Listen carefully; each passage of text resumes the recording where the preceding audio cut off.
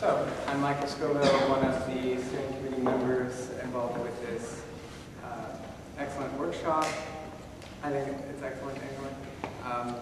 I want to introduce Eric Freyfogle. It's my great pleasure and honor actually to be able to introduce Eric. Eric is a good friend, in many ways a mentor to me. Certainly a long-standing leader in the conservation community, former director of the Prairie Rivers Network here in Illinois, which is a first-rate conservation organization. And I think more generally, he's really proving himself to be a leader in conservation thought. His actual job is to be the Max L. Rowe Professor of Law at the University of Illinois.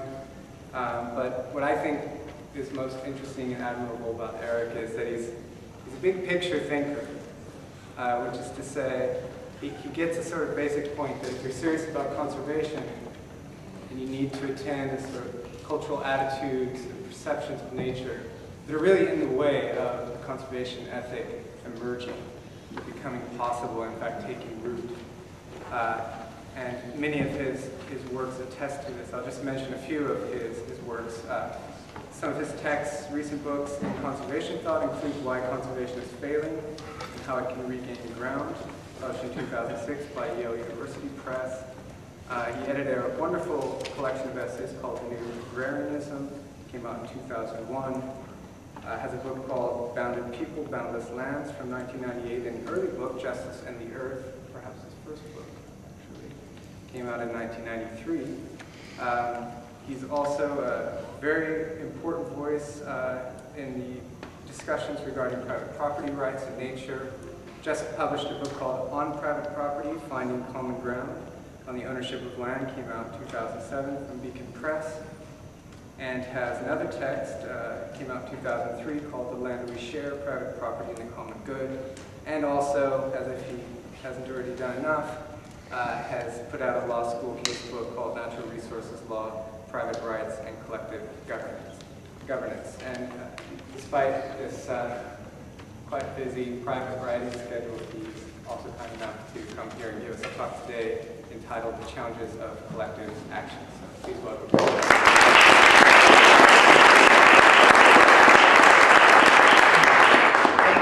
I thought from your first sentence or two that you were going to give my talk for me, which is perfectly fine.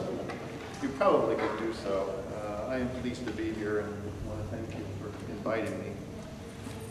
As Michael says, although I am situated in the law school at the university, I'm not here to give a legal perspective. I do some writing about the law, but fairly early on it seemed to me that the issues in the law were really a subset of much bigger issues. And frankly, to study the law in terms of where it is often literally to study yesterday's answers to yesterday's problems.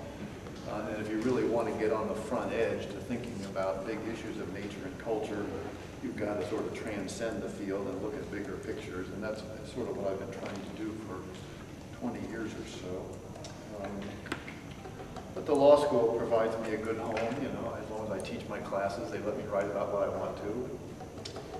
So everybody's happy, I guess. Anyway, I suppose a lot of you in recent months, recent years have been hit with these various lists that people put together about what you can do to save the environment, you know, things that you can do personally to deal with our environmental predicament. Some of you may remember that, 10 or 15 years ago, there was a huge selling book called 50 Ways to Save the Planet or something like that. I mean, so the lists that we have now are just sort of variants on that.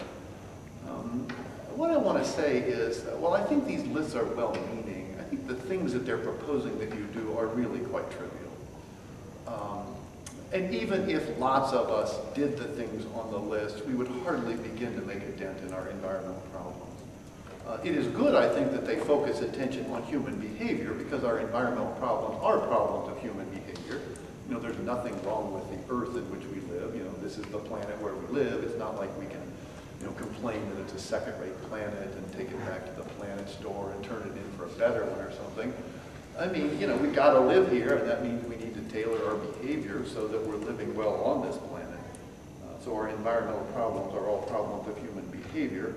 You would think then that in an environmental studies program that human behavior then would be at the center of it, but you would be completely wrong, particularly at an institution like the University of Illinois. Their ideas of environmental study is really vastly different. Anyway, the point I want to develop here is that I think a lot of the work that needs to be done to deal with our environmental predicament is going to require not action by us individually, but action by us collectively. I want to explain why I think that's true with just a few examples. And I want to actually make the strong claim, given what I just said, that our environmental problems really are problems of human behavior.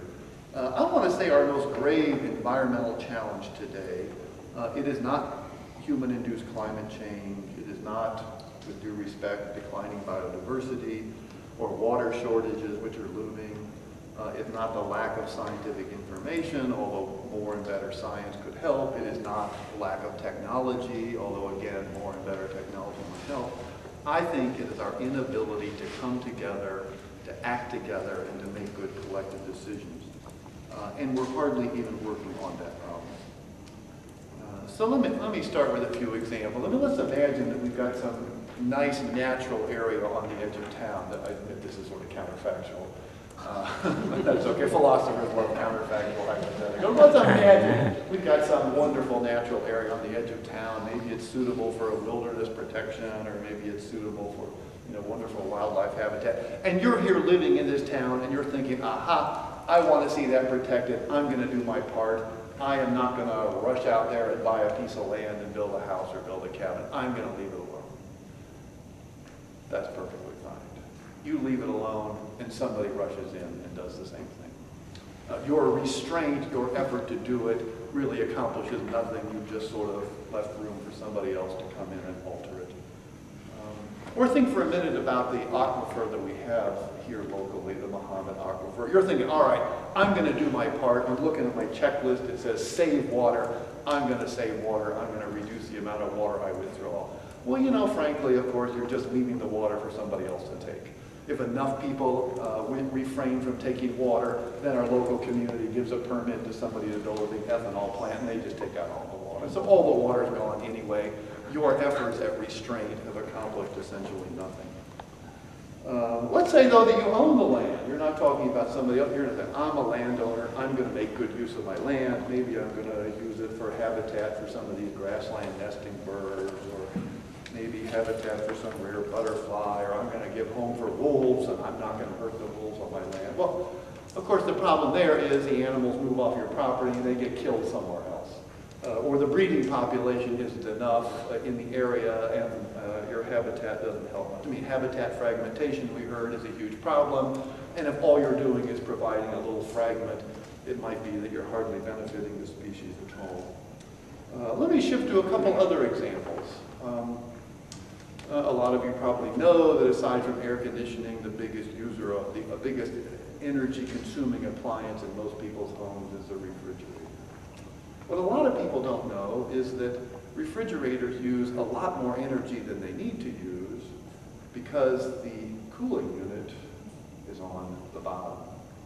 And it, of course, generates heat in doing what it does. And where does the heat go? It goes right into the refrigerator.